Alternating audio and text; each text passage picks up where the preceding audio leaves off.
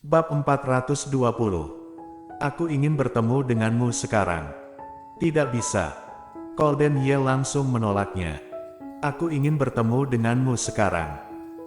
Sebuah ucapan membuat Audrey Han tercengang, dan kepalanya juga menjadi pusing. Katakan lokasinya, aku sendiri yang akan pergi menjemputmu. Colden Ye. Jika aku ingin mengetahui posisimu sekarang, itu bukanlah sebuah hal yang sulit. Colden Ye tertawa pelan dan berkata, namun, apakah kamu yakin? Audrey Han menarik nafas panjang, kemudian tersenyum tipis, tolong berikan alamatnya padaku, sekarang aku akan naik taksi ke sana. Setelah mengatakannya dia langsung mematuskan panggilannya. Colden Ye bajingan. Audrey Han merasa sangat kesal, dia ini memang sengaja. Tidak salah, dengan adanya kekuasaan Colden Ye di kota utara, dia memang bisa langsung memeriksa keberadaannya saat ini. Tetapi sekarang dia sedang membawa Glenn, dia tidak ingin Colden Ye tahu keberadaan Glenn. Sehingga, pada akhirnya dia hanya dapat menurutinya. Setelah memutuskan panggilannya, Audrey Han langsung mengendalikan suasana hatinya, kemudian berjalan ke depan. Kenapa? Begitu pagi siapa yang menelepon? Setelah mendekat, Audrey Han bertanya padanya. Audrey Han tersenyum dan berkata, tidak ada apa-apa, hanya seorang pelanggan saja. Pelanggan? Apakah akhir-akhir ini perusahaanmu sangat sibuk? Lumayan, kita mendapatkan seorang selebriti wanita, dan dia mempromosikannya ke banyak pelanggan lainnya. Audrey Han mengangguk, tidak buruk, ini adalah awal yang baik. Kak, Gita, aku harus pergi karena ada sesuatu yang harus aku urus, dan tolong jaga Glenn. Awalnya Gita sudah dengan penasaran menatapnya, setelah mendengar ucapannya, ekspresi wajahnya menjadi terkejut, kemudian segera menariknya ke samping. Ada apa? Colden Ye memanggilmu ke sana. Audrey Han mengangkat bahunya, menunjukkan bahwa dirinya juga tidak berdaya. Gita dengan kesal berkata, jika kamu pergi, itu berarti hanya tersisa aku dan kakakmu saja. Itu benar-benar sangat canggung. Mendengar ucapannya, seketika Audrey Han menjadi senang, bukankah itu juga merupakan keinginanmu? Jika hanya berdua, maka akan memiliki banyak kesempatan. Setelah mengatakan ini, Audrey Han menepuk-nepuk bahu Gita, dan menyipitkan matanya, semangat, aku percaya padamu. Wah, Audrey kamu keterlaluan. Wajah Gita seketika berubah menjadi merah karena diejek, kemudian dia menggigit bibir bawahnya dan berkata, kakakmu tidak tertarik padaku.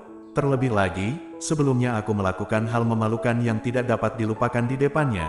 Aku sama sekali tidak memiliki harga diri untuk menghadapinya.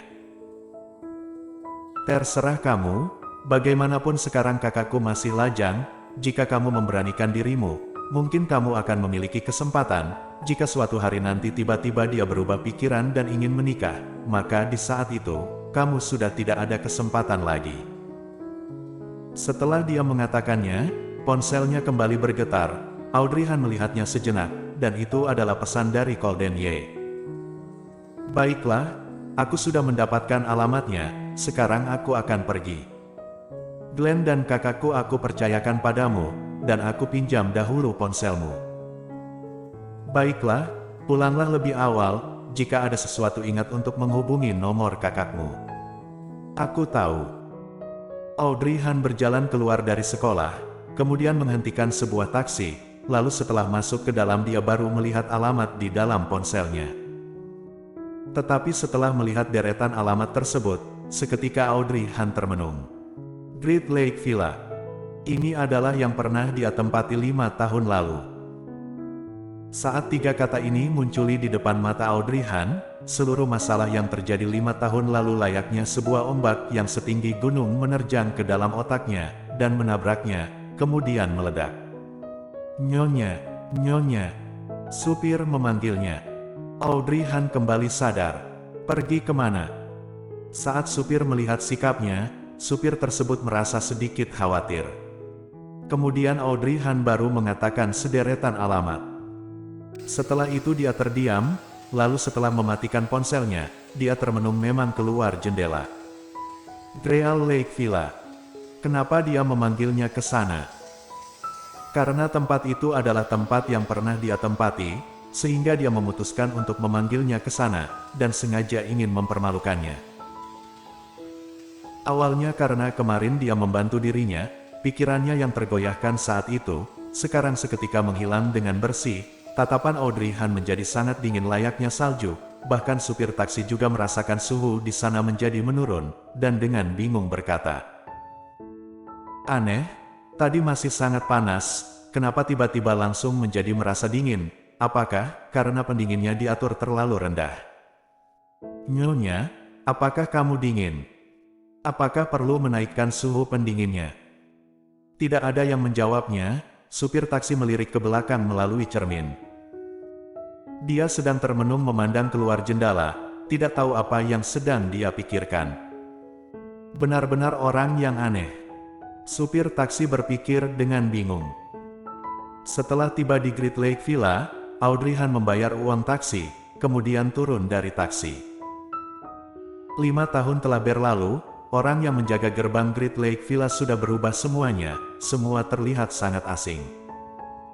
Saat Audrey Han berjalan ke sana, orang-orang tersebut terus memperhatikannya. "Kamu siapa? Datang untuk apa?"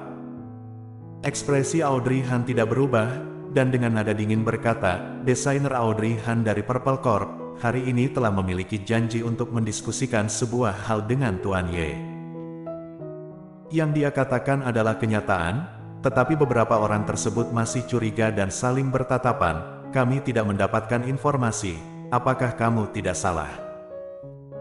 Audrey Han dengan nada datar berkata, "Kamu masuk dan tanyakan saja, aku akan menunggu di sini." Setelah mengatakannya, Audrey Han berdiri ke samping. Sikapnya yang acuh tak acuh berbeda dengan para perempuan yang ingin memiliki hubungan dengan Golden Ye. Ditambah lagi penampilannya dan auranya sangat tinggi, seharusnya dia bukan seorang wanita yang hanya dapat mengandalkan kekuasaan orang lain. Sehingga ada seseorang yang masuk ke dalam untuk bertanya. Angin di pinggir laut sangat kencang, Audrey Han memakai sebuah gaun santai berdiri di sana, terlihat sangat tenang. Dan rambutnya yang tidak sempat diikat terbang tertiup angin, dan membentuk lengkungan indah di udara. Semua orang tercengang saat melihatnya. Setelah beberapa menit kemudian, orang yang masuk ke dalam berlari keluar, dan dengan terengah-engah. "Nyonya, Tuan kami membiarkan kamu masuk ke dalam. Terima kasih." Audrey Han berbalik, gerakannya seperti boneka kayu yang dikendalikan oleh benang dan berjalan ke depan, wajahnya sama sekali tidak ada senyuman, terlihat sangat dingin, tetapi juga sangat cantik. Setelah dia berjalan ke dalam, beberapa orang mulai berkumpul dan bergosip. "Ada apa ini? Sejak kapan Tuan Ye memanggil orang untuk mendiskusikan pekerjaan di sini? Apakah kamu bodoh? Diskusi pekerjaan hanyalah sebuah alasan, Tuan kita ingin sendirian bersamanya." Itu menjadi lebih aneh lagi, bukankah Tuan Ye tidak tertarik pada wanita? Sekian lama ini mana ada wanita yang dapat membuatnya tertarik? Siapa bilang dia tidak tertarik dengan wanita? Saat angkatan sebelumnya masih di sini pernah mengatakan, 5 tahun lalu ada seorang wanita yang pernah tinggal di tempat ini. Wanita tersebut layaknya sebuah benda berharga bagi Tuan Ye, hanya saja, pada akhirnya sepertinya terjadi sesuatu, dan tidak pernah melihat kemunculan dari wanita itu lagi. Namun dengan hal ini, dapat membuktikan Tuan Ye kita bukan tidak tertarik pada wanita, namun dia memiliki selera yang tinggi. Benar juga, wanita ini benar-benar sangat cantik, hanya saja, sedikit bersikap dingin. "Hei, apa yang kamu tahu? Mungkin saja Tuan Ye menyukai wanita yang bersikap dingin seperti ini." Tanpa diketahui oleh Audrey Han, dirinya sudah menjadi topik diskusi, dan tetap berjalan masuk ke dalam. Bersambung.